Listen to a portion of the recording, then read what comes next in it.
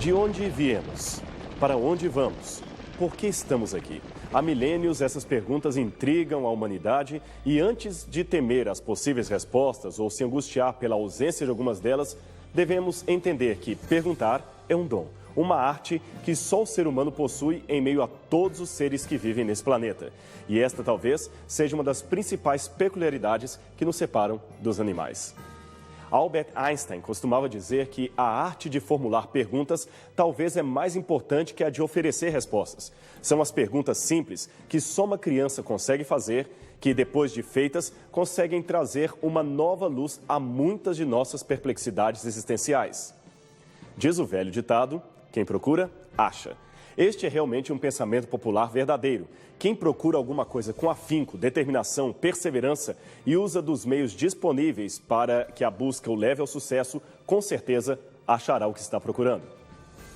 Isto também é uma verdade espiritual dita por Cristo. Ela está registrada na Bíblia Sagrada, mais especificamente no Evangelho de Mateus, capítulo 7, verso 7, que diz: Pedi e dar-se-vos-á, buscais e achareis, batei e abrir-se-vos-á.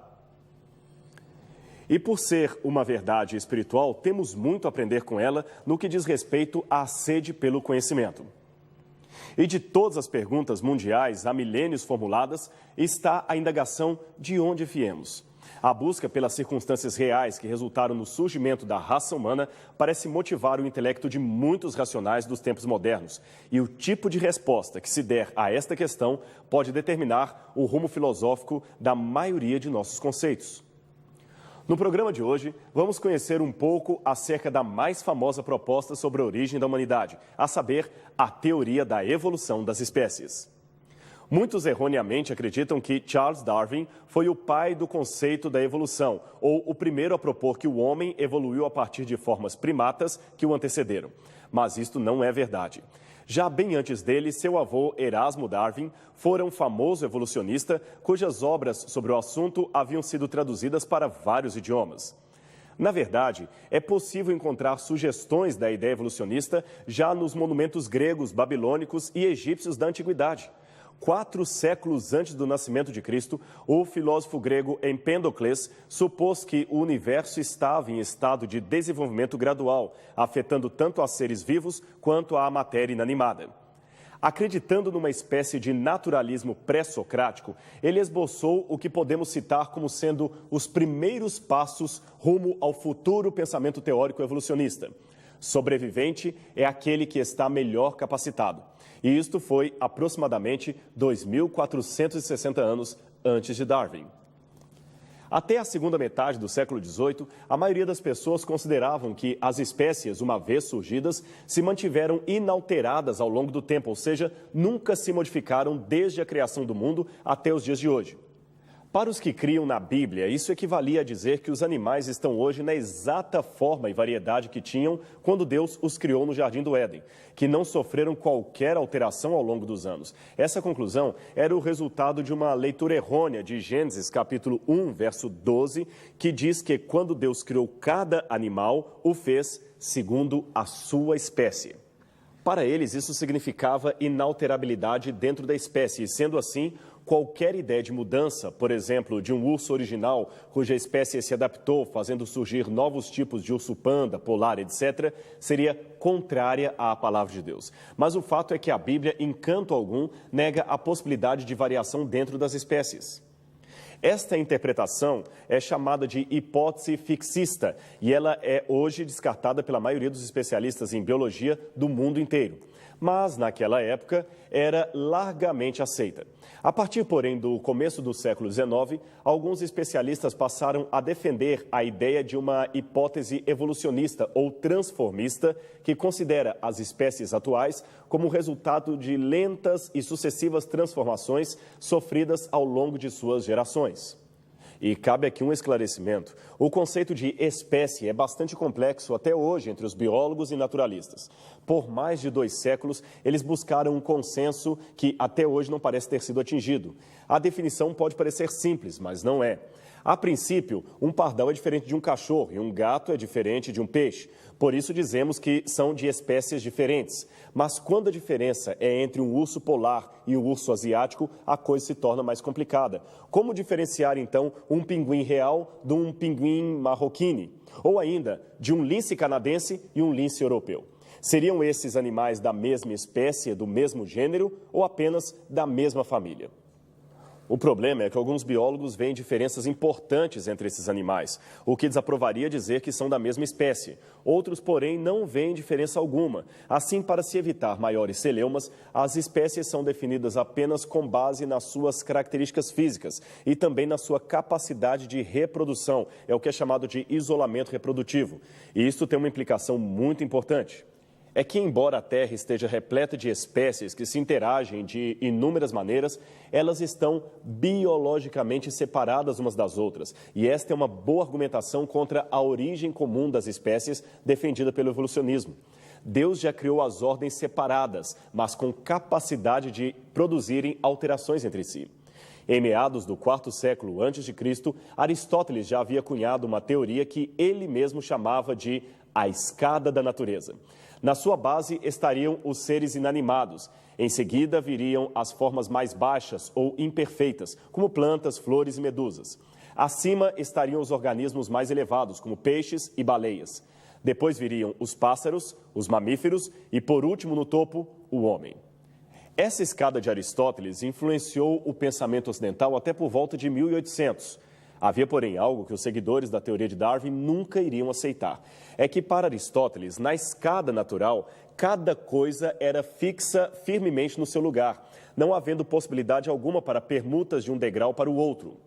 Assim, durante a segunda metade do século XVIII, começaram a surgir as primeiras ideias transformistas, contrariando aqueles dogmas essencialistas e fixistas que dominavam firmemente o pensamento ocidental há muitas gerações. O centro da polêmica deixou de ser o fato de existir ou não a evolução, passando a ser o mecanismo dessa evolução.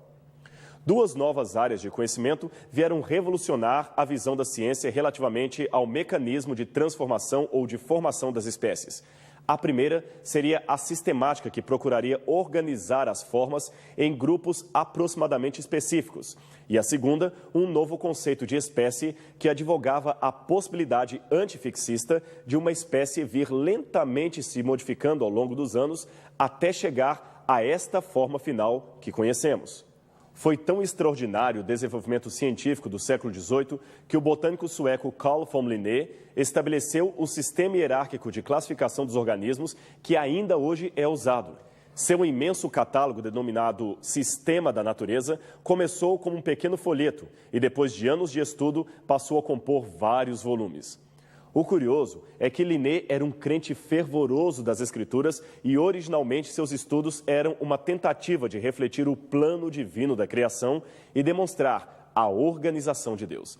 Porém, ao ser lido por outros, os seus conceitos passaram a ter outro viés: permitir aos cientistas identificar semelhanças e diferenças entre os seres vivos, deduzindo a partir disto que haveria uma possível origem comum a todos eles, o que forneceu terreno fértil para as futuras ideias evolucionistas. Mas, na concepção de Linné, a semelhança vista, por exemplo, entre algumas flores, não significava parentesco, mas estilo. Elas eram semelhantes porque refletiam o estilo artístico do próprio Deus. O problema é que seu conceito, embora verdadeiro, acabou reforçando a errônea ideia do fixismo. Apresentando um novo conceito de espécie, o pesquisador Georges-Louis Leclerc, conde de Buffon, acreditava que poderiam haver variações dentro de uma mesma espécie. Sua monumental enciclopédia ilustrada, chamada História Natural, chegou a ter 44 volumes, e ela continha algumas das primeiras especulações evolucionistas.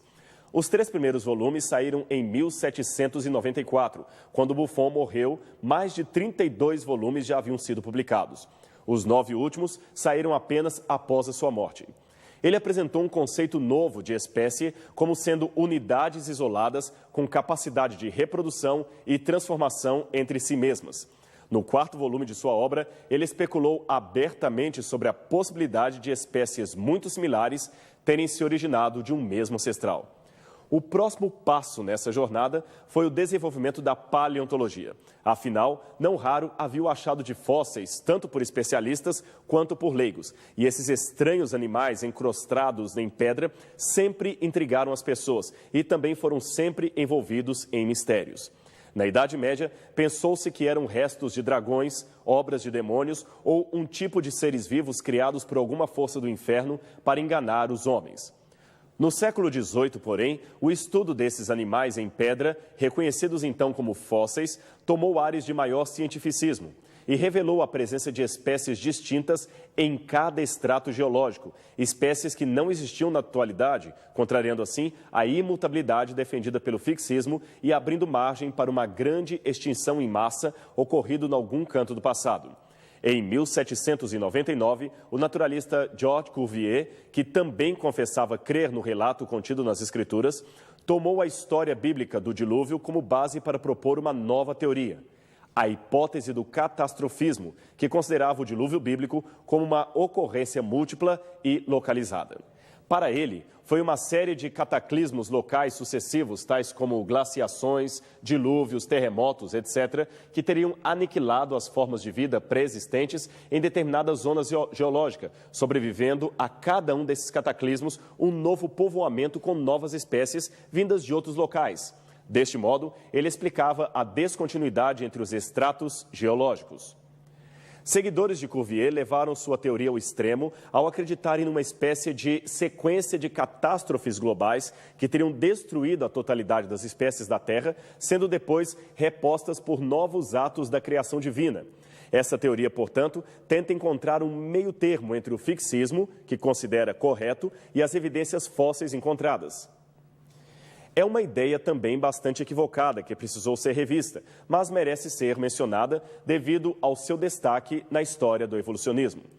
Em 1809, o biólogo francês Jean-Baptiste Lamarck propôs uma hipótese sobre a evolução dos seres, onde argumentava que fatores ambientais novos podiam provocar o surgimento de modificações nos seres vivos que aumentavam a sua capacidade de adaptação e podiam ser transmitidas às gerações futuras. Ele era contra o fixismo e a sua teoria pode ser resumida em 4 pontos básicos. Primeiro, os seres vivos têm uma tendência natural para o progresso. Segundo, a evolução ocorre por sucessivas transformações em seus órgãos. Tais alterações acontecem pelo uso ou desuso do órgão. O uso constante do órgão se daria por necessidade do indivíduo adaptar-se ao meio ambiente. Terceiro, as formas de vida existentes se originavam de matéria não viva, de uma forma bem simples, e gradualmente progrediam para uma forma ainda mais complexa. E quarto, os animais podiam transmitir aos seus filhotes as características úteis desenvolvidas durante o curso de sua vida. Lamarck ensinava que existe nos seres vivos um sistema nervoso, um fluido que age assim. Quando o animal usava demais uma parte do corpo, esse fluido aumentava o seu tamanho e passava para os descendentes. Se não usasse, esse fluido atrofiava o membro. Por exemplo, as girafas, de tanto esticarem o pescoço para comer frutos em árvores mais altas, ficaram daquele jeito. Do mesmo modo, temos os galináceos, cujas asas não servem para voar muito alto. Porém, mais tarde, essa teoria lamarquista foi refutada pela comunidade científica através de numerosos experimentos, como o de Weizmann, na segunda metade do século XIX, que consistiu em cortar o rabo de ratos por 20 gerações sucessivas. Weizmann demonstrou que a característica adquirida, ausência de rabo, não era transmitida aos descendentes, pois todas as gerações de ratos da experiência continuavam nascendo com os rabos tão longos como os da primeira geração. Desde 1930 que a sua teoria está oficialmente descartada na comunidade científica, embora recentemente haja alguns que tentem reviver as suas ideias. As ideias de Lamarck, contudo, não devem ser confundidas com alterações genotípicas ou fenotípicas que os biólogos hoje defendem. Por ora, basta dizer que a compreensão criacionista de algumas modificações genéticas assinala que talvez existam possibilidades de variação já presentes no DNA original. Portanto, não foi uma legítima mutação da espécie, mas antes o desenvolvimento de uma possibilidade já presente na matriz. E quanto ao famoso Charles Darwin?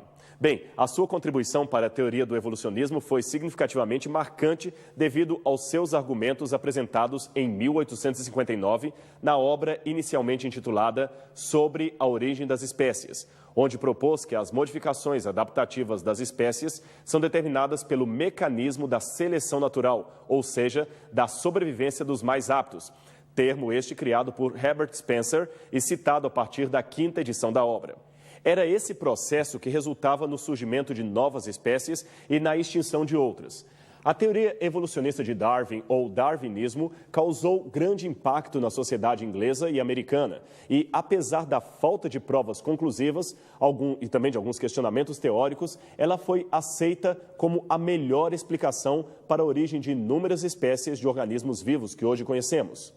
Curioso é notar que nos seus 2 livros, A Origem das Espécies e A Origem do Homem, Darwin usou pelo menos umas 800 vezes a frase "podemos supor que", "é provável" ou sentenças semelhantes. Como se vê, a falta de evidências impedia-o de ser categórico em suas afirmações, embora, em alguns casos, mesmo a falta de evidências e a contrariedade do senso comum não o impediram de afirmar a sua nova teoria. Veja, por exemplo, essa sua declaração publicada no 6º capítulo de Origem das Espécies. Parece absurdo ou impossível, eu o reconheço, supor que a seleção natural pudesse formar a visão com todas as inimitáveis disposições que permitem ajustar o foco a diversas distâncias, admitir uma quantidade variável de luz e corrigir as aberrações esféricas cromáticas. Quando se afirmou pela primeira vez que o Sol é imóvel e a Terra gira em torno dele, o senso comum da humanidade declarou falsa a doutrina. Mas sabe-se que o velho ditado, vox populi, vox dei, não se admite em matéria científica. Mas também não se admite em matéria científica suposições que não se tenham como provar ou, no mínimo, evidenciar para uma boa hipótese de trabalho. Note que, noutra parte do livro, Darwin mesmo admitiu que a sua teoria podia ser invalidada. Veja este outro trecho que ele mesmo escreveu. Se pudesse ser demonstrado que existiu algum órgão complexo que não pudesse ter sido formado por modificações leves, sucessivas ou numerosas, minha teoria estaria completamente destruída. Observe que Darwin pediu apenas que se mostrasse um órgão. Em sua época, só havia microscópio óptico e não era possível se conhecer toda a complexidade do olho, do ouvido, do cérebro e dos sistemas do corpo humano. Embora Darwin tenha pedido apenas um órgão complexo para mostrar-lhe a impossibilidade de sua teoria, existem vários. Todos os órgãos são complexos. Bastaria mostrar-lhe uma célula. Mas vamos voltar um pouco na história e descobrir como Darwin teve o seu insight acerca da evolução das espécies.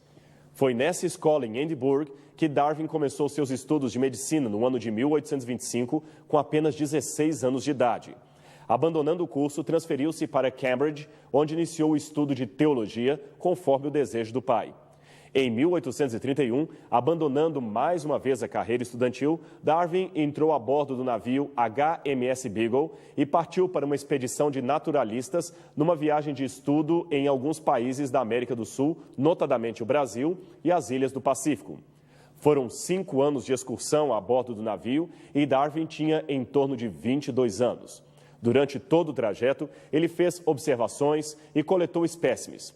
Nas Ilhas Galápagos, próximas ao Equador, ele observou que algumas espécies de pássaros tinham o bico mais afiado que outras. Ao invés de compartilharem os mesmos animais, cada ilha de Galápagos parecia ter as suas espécies particulares, próprias de sua flora e fauna. Havia, por exemplo, mais de 12 tipos de tentilhões. Todos tinham o bico ligeiramente diferente um do outro, o que lhes permitia consumir alimentos diferentes e viverem em lugares distintos. Isso mexeu com Darwin, mas não foi aí que ele formulou a sua teoria da evolução. Somente depois que retornou para a Inglaterra é que ele reuniu seus dados e chegou a certas conclusões. De volta à Inglaterra, Darwin trabalhou 20 anos publicando as suas propostas. As espécies de animais não eram naturalmente fixas, como ele havia aprendido nas aulas de teologia. Houve modificações ascendentes e estas não podiam ser negadas. Sendo um observador, Darwin percebeu que os criadores de pombo de corrida haviam criado raças melhoradas de pombos a partir de cruzamentos. E na natureza ocorreu o mesmo. Mas quem ou que provocou esses cruzamentos? A resposta veio quando Darwin leu o ensaio do economista britânico Thomas Robert Malthus, publicado em 1798 e intitulado Ensaio sobre o Princípio da População. Neste livro, Malthus dizia que o crescimento da população humana se dá em progressão geométrica, enquanto a produção de alimentos cresce somente em progressão aritmética, isto é, bem inferior ao crescimento da primeira. Logo, esse aumento desproporcional da população em relação aos meios de subsistência tenderia à fome mundial, que traria uma luta frenética pela sobrevivência. Daí, Darwin concluiu que a luta pela sobrevivência era o que motivava essa transformação dos seres. E é o que mais vale para hoje, ou seja, o mais apto é aquele que sobrevive. A diferença entre Lamarck e Darwin estava em que, para Lamarck, a seleção natural não tinha nada a ver com a evolução, pois ela simplesmente eliminava os mais fracos, deixando os sobreviventes inalterados. Já para Darwin, era a seleção natural que possibilitava tais modificações. No espaço de 30 anos, a teoria de Darwin tornou-se muito popular, inclusive nos Estados Unidos, não devido a evidências científicas, mas devido ao clima intelectual americano, que já estava preparado para a transição do teísmo e sobrenaturalismo para o humanismo e naturalismo. Mas, estranhamente, em 1842, Darwin decidiu deixar Londres e ir para esta fazenda no interior do país, onde viveria praticamente isolado de tudo e de todos.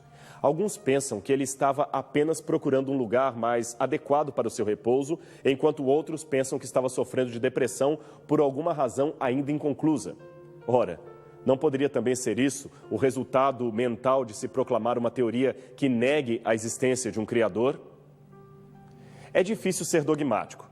Mas o fato é que os próprios biógrafos de Darwin se espantam com a sua atitude e não escondem que em pouco tempo a sua saúde, especialmente a saúde emocional, começou a declinar. A depressão era tão grande que Darwin sentiu que não viveria por muito mais tempo. Ele então tomou providências para que o seu livro fosse publicado póstumamente. Mas o curioso é que ele viveu mais de 40 anos, sempre sofrendo de um grande distúrbio psicológico, o que foi para muitos agravado com a morte trágica de sua filha Anne Darwin. A morte de Anne, como a menina era chamada, foi o motivo determinante para Darwin perder completamente a sua fé em Deus. Devido ao seu isolamento voluntário, Darwin estava demorando para colocar em público as suas ideias. Até então, ele só trocava correspondências com alguns amigos e guardava seus manuscritos. Até que, em 1858, ele recebeu uma carta de Alfred Russel Wallace, naturalista que trabalhava no sudoeste da Ásia e que escrevera um livro com ideias muito semelhantes às suas. Para não ficar atrás, então Darwin publicou, em 1859, o famoso livro Origem das Espécies. Ao contrário do que é erroneamente divulgado, Darwin nunca se retratou de suas ideias, nem se converteu em seu leito de morte. Seus insights foram modificados num ou noutro aspecto, como por exemplo na corrente do neodarwinismo. Mas, em essência, eles continuam os mesmos até hoje e ainda influenciam a mentalidade moderna. Mas seria mesmo a proposta de Darwin a melhor alternativa que teríamos sobre a origem do universo e do próprio gênero humano? Podemos realmente dizer que o evolucionismo é a resposta definitiva para a pergunta de onde viemos? Portanto, não perca o nosso encontro, pois esse será o tema do próximo programa Evidências.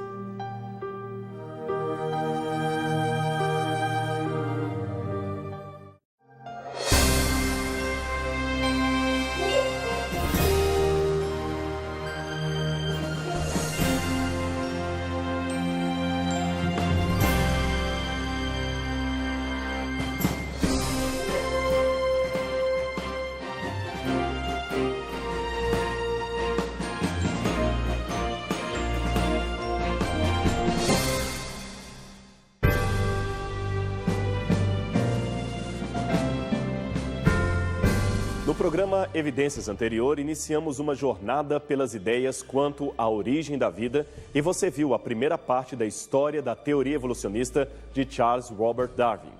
Verificamos os antecedentes da ideia evolucionista presentes nos escritos de seu avô Erasmo Darwin. Vimos a proposta de Lamarck quanto à transmissão de alterações entre os seres e, finalmente, acompanhamos o pensamento e propostas do próprio Darwin, um homem genial, mas infeliz, constantemente em lutas consigo mesmo. Ao final do programa, perguntamos se a ideia básica de Darwin, que ainda é ensinada em nossos dias, seria de fato inquestionável, se seria a melhor opção que teríamos para explicar a origem da vida. Este, portanto, será o nosso assunto hoje. É claro que as ideias originais de Darwin sofreram modificações, atualizações e adaptações no meio acadêmico moderno. Fala-se até em neodarwinismo como sendo a maneira mais apropriada de se expor à questão, pois darwinianismo remeteria a teorias provisórias do autor que hoje já não são mais discutidas. Bem, seja como for, as bases evolucionistas lançadas por este explorador inglês no século XIX ainda continuam correntes em muitos setores da pesquisa ao redor do mundo. E alguns a apresentam como se fosse até um dogma religioso, talvez passivo de novas compreensões, mas impedido de ser questionado, principalmente nas bases de sua pressuposição. Veja o tom dogmático com que alguns acadêmicos defendem a teoria da evolução.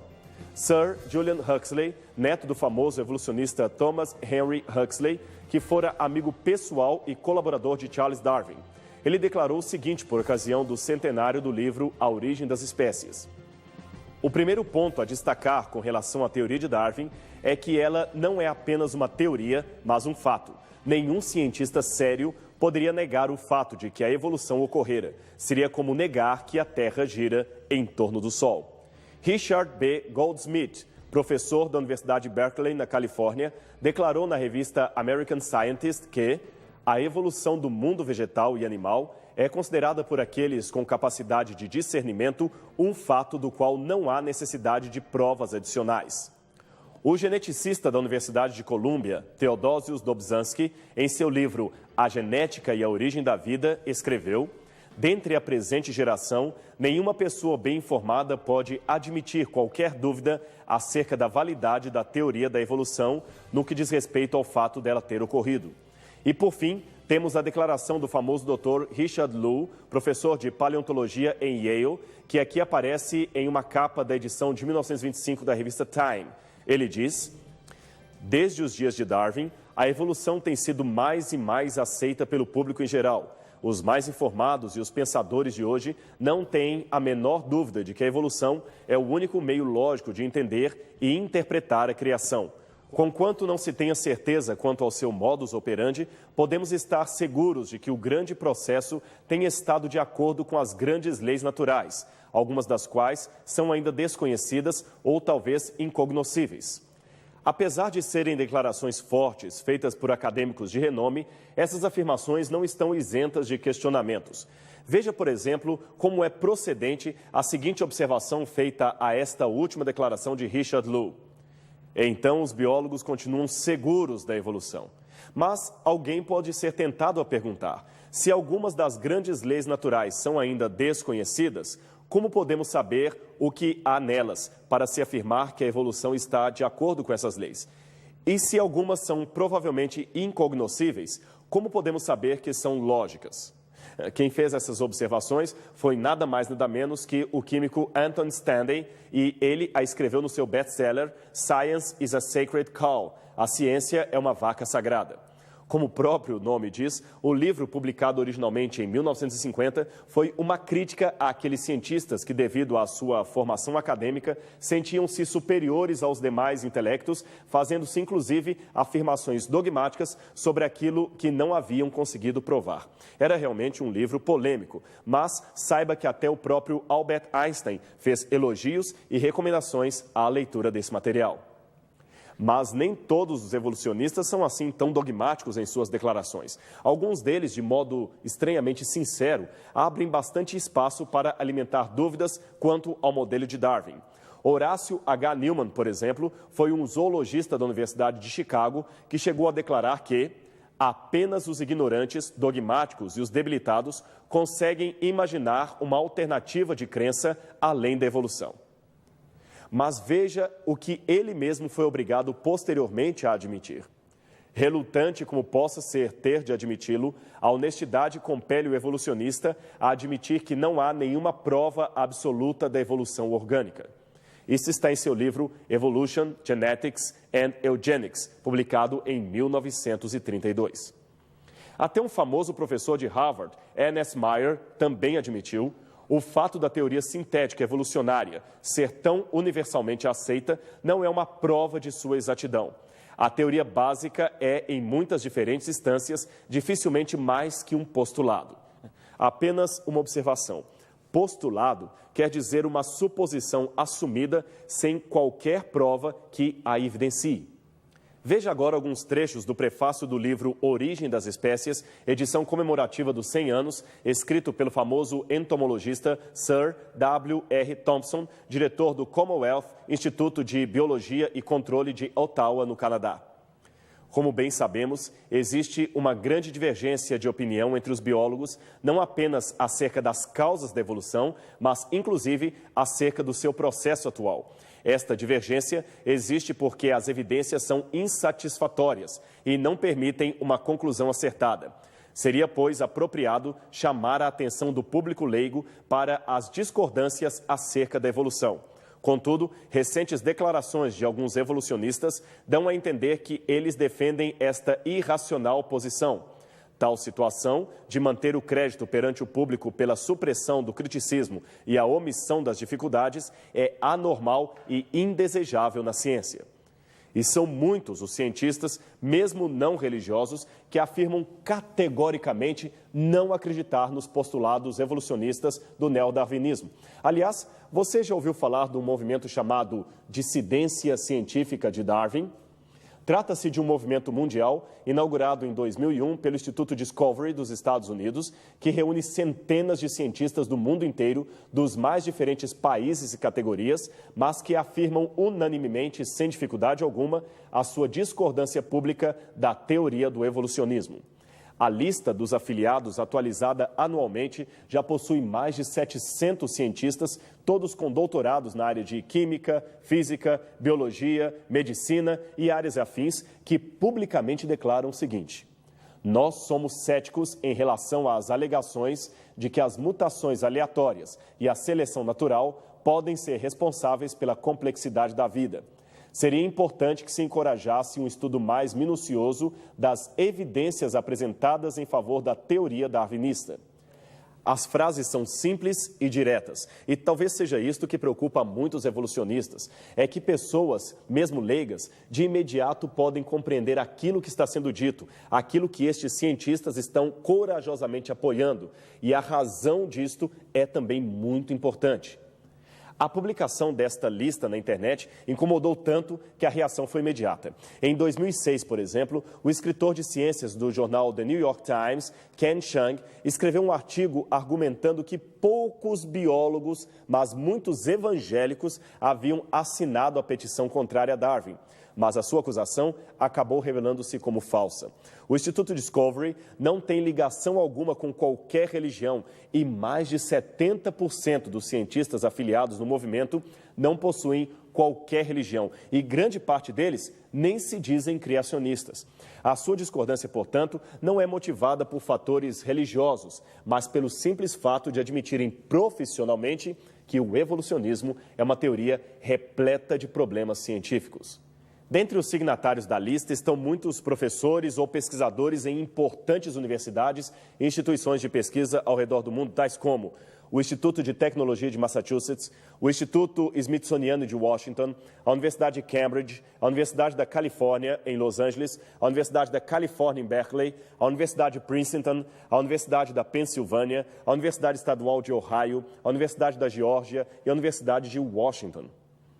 Só para citar alguns dos poucos proeminentes que também fazem parte da relação anti-evolucionista do Instituto Discovery, temos, por exemplo, o Dr. Philip Skell, membro da Academia Nacional de Ciências dos Estados Unidos, o Dr. Lyle Jensen, membro da Associação Americana para Avanço da Ciência, o Dr. Stanley South, catedrático de Biologia Evolucionista, e vários autores de livros didáticos, como, por exemplo, o Dr. Richard von Sternberg, também catedrático de Biologia Evolucionista e membro do Instituto Smithsoniano, além de ser pesquisador do Centro Nacional de Informações e Biotecnologia do Instituto Nacional de Saúde dos Estados Unidos. Ah, e tem mais. O Dr. Giuseppe Sermonti, editor da Revista de Biologia, o mais antigo periódico do mundo sobre biologia, ainda em circulação, e o Dr. Levi Belosov, embriologista da Academia de Ciências Naturais da Rússia.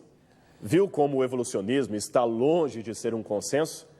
Mas por que isto não é tão divulgado pelos meios de comunicação em massa? Bem, das muitas respostas que se poderia dar, esta assinada pelo matemático e filósofo Dr. David Berlinski, um dos signatários originais da lista e pesquisador do Centro de Ciência e Cultura do Instituto Discovery, parece ser muito bem apropriada. Ele diz o seguinte: a teoria da evolução de Darwin é o grande elefante branco do pensamento contemporâneo. Ela é volumosa, quase completamente inútil e objeto de veneração supersticiosa. De fato, terminar com uma ideia que se tornou dogma não é um exercício nada fácil. Veja a questão dos macacos, por exemplo. A princípio, Darwin não disse quase nada a respeito do lugar do homem em sua teoria evolutiva. Apenas escreveu que a luz será lançada sobre a origem do homem e sua história. As implicações, no entanto, eram claras. Os humanos tinham evoluído de outros animais. E os animais que eles tinham em mente, ou pelo menos os seus leitores assim concluíram, eram os macacos. 2 anos após a publicação de A Origem das Espécies, o explorador francês Paul Belloni du Chaillu, que chegara recentemente da África, montou uma exposição de gorilas empalhados em Londres. Era a primeira vez que gorilas, vivos ou mortos, eram mostrados fora da África. Muitos visitantes se chocaram com a ideia já popular de que os seres humanos podiam ter qualquer conexão biológica com aquelas criaturas. Então, em 1871, Darwin publicou o livro A Origem do Homem, no qual defendeu publicamente não que o homem fosse descendente direto do macaco, mas que ambos tinham um ancestral em comum, talvez até uma espécie de símio primitivo, e que todas as características humanas evoluíram numa sequência de passos graduais. Aqui Darwin procurou mostrar que até a inteligência humana é fruto da seleção natural e como ela teria surgido. Bem, de acordo com Darwin, ela era fruto de mudanças no estilo de vida. Os ancestrais comuns do ser humano e do macaco habitavam em árvores, mas gradualmente se mudaram para o chão. Andar sobre 2 pés liberava suas mãos para manipular objetos e, posteriormente, fazer ferramentas. Este foi o ponto de partida para a inteligência por seleção natural. Contrário, porém, a este insight, sabe-se hoje que a linguagem humana só pode ser derivada de aprendizado. Ela nunca surge espontaneamente, logo é uma potencialidade racional, não uma qualidade instintiva, como um latido de um cachorro ou o grunhido de um porco, que não demandam aprendizado. E, sendo assim, a pergunta óbvia que se faz ao evolucionismo é: se a linguagem só surge por aprendizado, como o suposto ser humano primitivo aprendeu a falar? Quem lhe ensinou a linguagem? Explicar a origem da fala e da comunicação verbal nesta teoria é realmente um desafio. E tem mais. Embora seja verdade que certos grupos de animais atacam os mais velhos ou matam os filhotes, também é verdadeiro o instinto materno de preservação de filhotes e o cuidado que alguns animais demonstram com outros companheiros que estão feridos ou impossibilitados de sobreviver por conta própria. Se a sobrevivência do mais apto fosse uma regra áurea do mundo animal, muitas raças mais simples já teriam desaparecido. Mas a solidariedade parece contrariar esse princípio básico do evolucionismo darwinista. Como explicar, com base na seleção natural, uma tigresa do zoológico da Califórnia que resolveu adotar um filhote de porco? Ou este bulldog que salvou e criou um cordeiro que estava machucado? Ou ainda esta cadela de caça que encontrou e adotou um filhote de jaguatirica numa mata a 500 quilômetros de São Paulo. Um outro problema com o qual esbarra o pressuposto evolucionista de Darwin é a falta de fósseis que corroborem com sua teoria. Afinal, se houve um ancestral comum entre o homem e os macacos, ou se o Homo sapiens surge mesmo por um processo de etapas evolutivas, onde estão os fósseis de transição? Bem, vamos voltar um pouco na história da teoria da evolução. O primeiro fóssil de um ancestral supostamente humano foi descoberto em 1856, 3 anos depois de Darwin publicar A Origem das Espécies. Trabalhadores de uma pedreira no Vale do Neander, perto de Düsseldorf, na Alemanha, acharam numa caverna um esqueleto que parecia humano, mas era muito diferente. Os ossos das pernas eram curvos e os dos braços sugeriam uma estrutura muscular muito forte. O crânio era achatado e seu tamanho sugeria um crânio de um homem adulto, com cerca de 1.400 centímetros cúbicos. Acima das órbitas oculares, porém no lugar onde ficariam as sobrancelhas, havia uma saliência muito grande que nada tinha de humana. O homem de Neandertal, como o fóssil foi batizado, foi considerado o elo perdido entre os símios e os humanos, e réplicas de como eles seriam foram espalhadas por museus de todo o mundo. Em 1891, porém, foi encontrado na ilha de Java, na Indonésia, restos fósseis de um ser bem mais primitivo, com um cérebro de apenas 860 centímetros cúbicos. O homem de Java, como foi chamado, era o Pithecanthropus erectus e hoje é identificado como o Homo erectus, uma espécie anterior ao homem de Neandertal. Em 1924, as origens humanas recuaram ainda mais com a descoberta do Australopithecus africanus, literalmente macaco do sul da África, o primeiro ser intermediário entre o gênero Homo e os ancestrais símios, encontrado em uma caverna de calcário na África do Sul. Ele tinha o crânio de um macaco, mas mandíbulas e dentes mais parecidos com os dos humanos. E o mais importante, era bípede. O grande problema é que, embora esses exemplares históricos ainda sejam usados por muitos como evidência do evolucionismo, o tempo mostrou que se tratava de falsas pistas. O homem de Neandertal, para começo de conversa, já não é mais considerado um ancestral dos seres humanos. Aliás, os próprios evolucionistas assim chegaram à conclusão. Ele seria apenas um parente distante.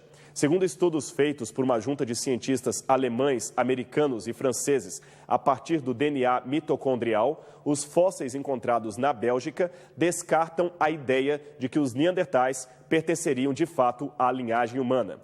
E o curioso é que era esta uma das principais evidências apresentadas a favor do evolucionismo. Quanto ao exemplar encontrado na ilha de Java, o seu descobridor foi o explorador holandês Eugène de Bois, e tudo o que ele encontrou foram uma caixa craniana occipital e um fêmur e um dente molar, todos em lugares completamente diferentes. Gratuitamente, ele supôs que pertenceriam ao mesmo ser. Como o crânio era símio e o fêmur humano, supôs ser um macaco que andava em pé. Nasceu assim o Pithecanthropus erectus.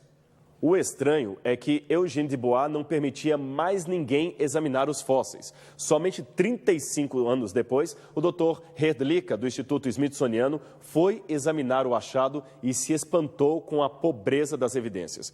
O achado foi então desconsiderado no mundo acadêmico.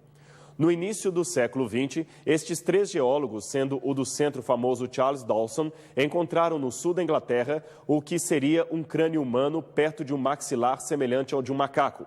A sua descoberta ficou famosa e foi batizada de o Homem de Piltdown. Um segundo crânio encontrado na mesma região pelo professor Arthur Smith Woodward confirmou aparentemente a tese da primeira descoberta e convenceu a maioria dos pesquisadores de que o homem de Piltdown, então chamado Eanthropus dawsoni, era o tão sonhado elo perdido e que o mesmo tinha pelo menos 500 mil de anos.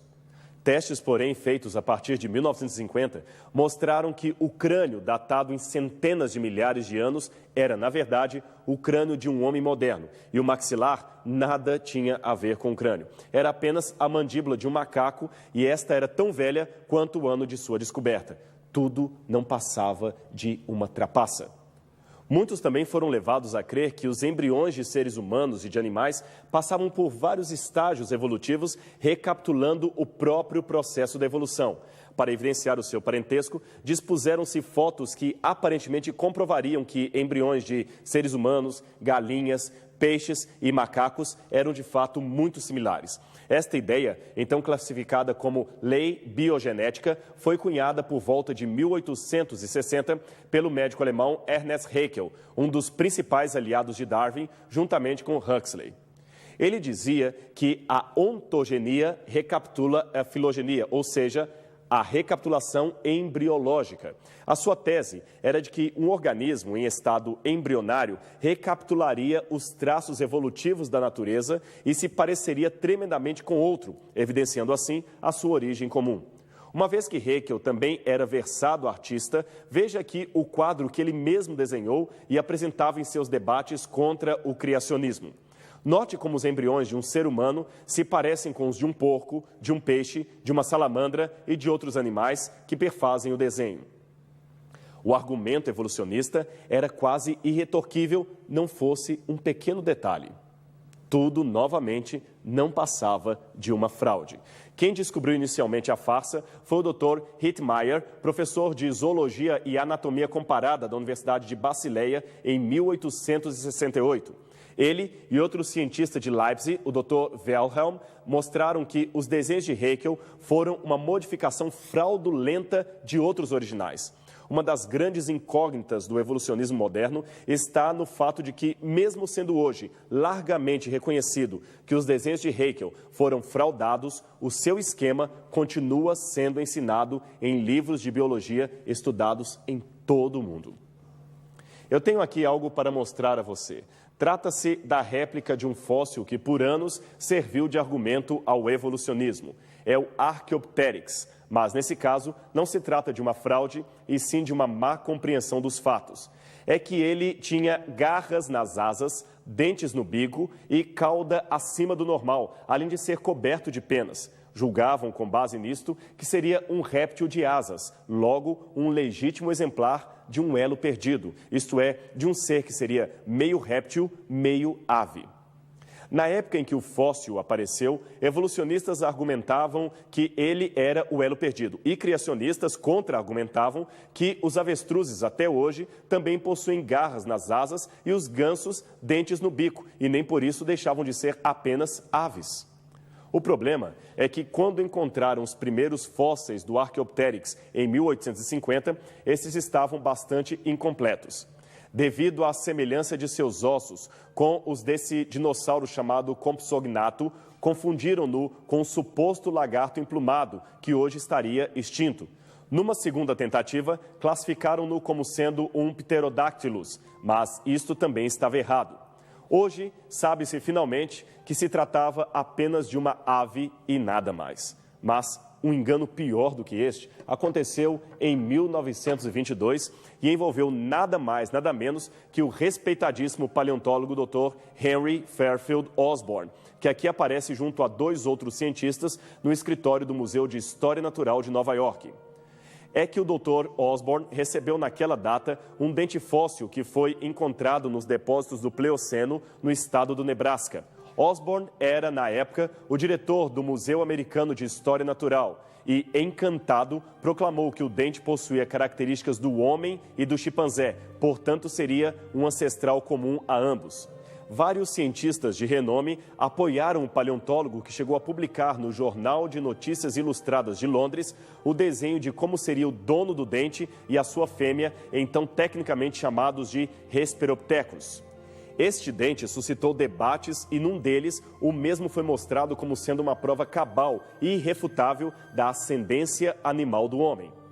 O problema é que, em 1927, outras partes do esqueleto foram encontradas e descobriu-se que o dente era de um porco.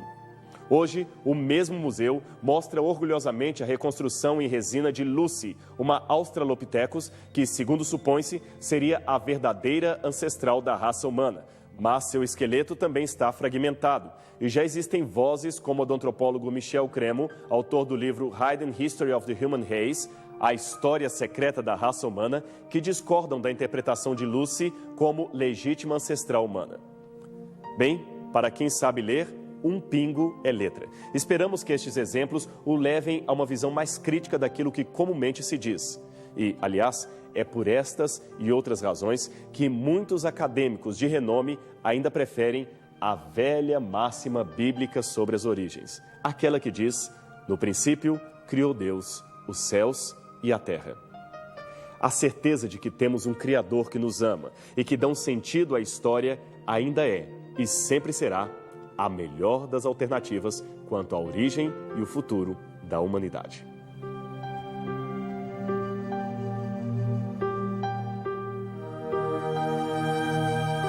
Chegamos ao final do programa e se você ainda não chegou a uma conclusão sobre aceitar a evolução, aceitar a criação, quero oferecer para você essa revista. É a revista Princípios.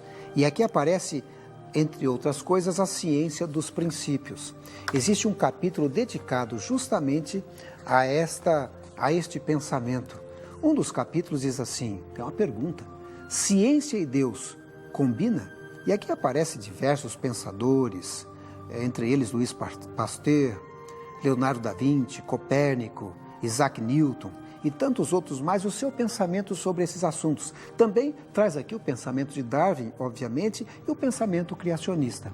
Eu quero oferecer essa revista para você, a revista Princípios, totalmente de graça. Você tem apenas que mandar um e-mail para mim.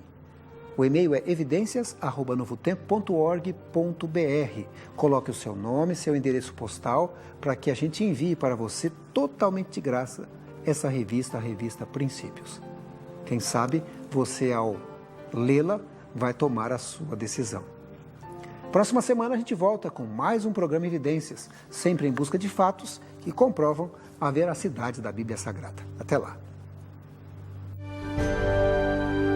Este programa tem o apoio cultural do NASP, Centro Universitário Adventista de São Paulo, em parceria com a TV Novo Tempo.